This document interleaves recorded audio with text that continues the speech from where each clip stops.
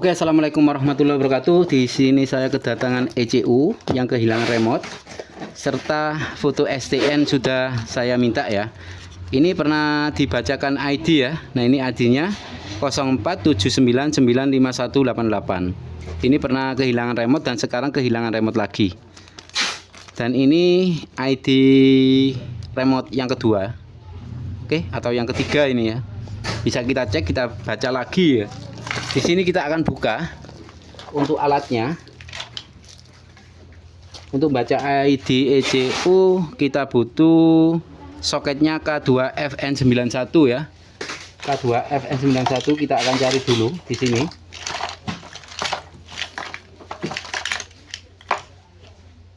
N11 karena di sini kan ada Mas Scoopy K2FN11 ini ya. Nah, fokus. Nah, ini kan Scoopy K2FN11, tapi kita cari yang N21.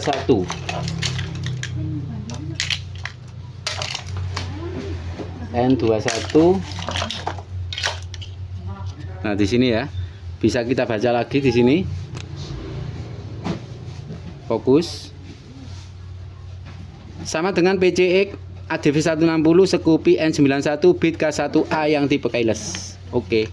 Kita pasang untuk baca ID-nya dulu.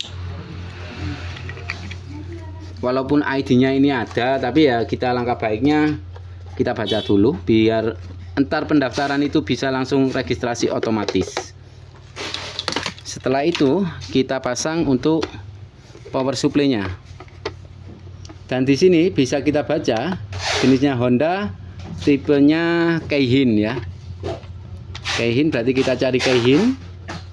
Tekan OK, otomatis baca ID.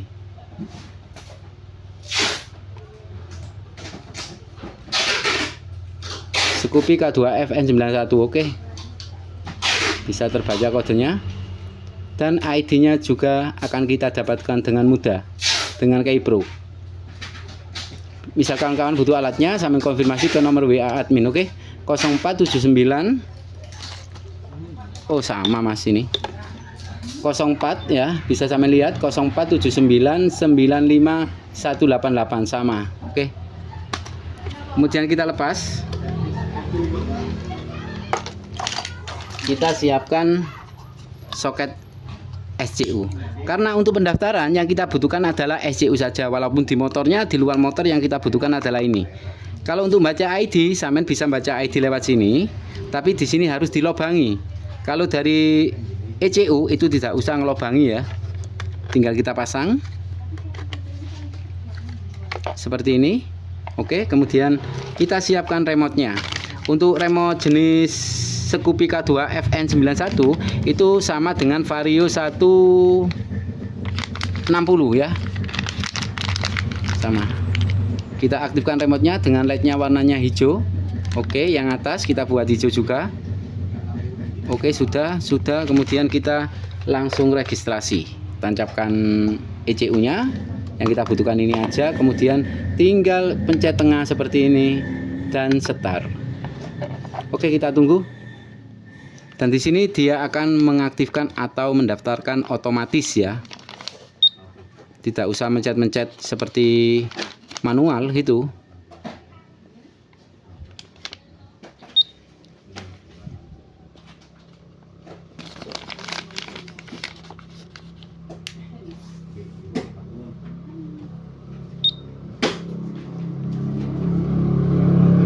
Oke, di sini dia registrasi otomatis ya. Yang penting kita sudah dapat ID-nya. Jadi kita tidak usah memasukkan lagi satu persatu.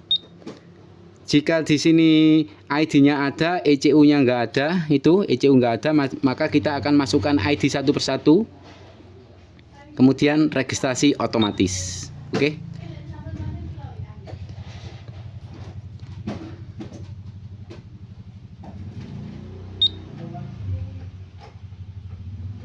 Oke, kemudian angka 8 dimasukkan.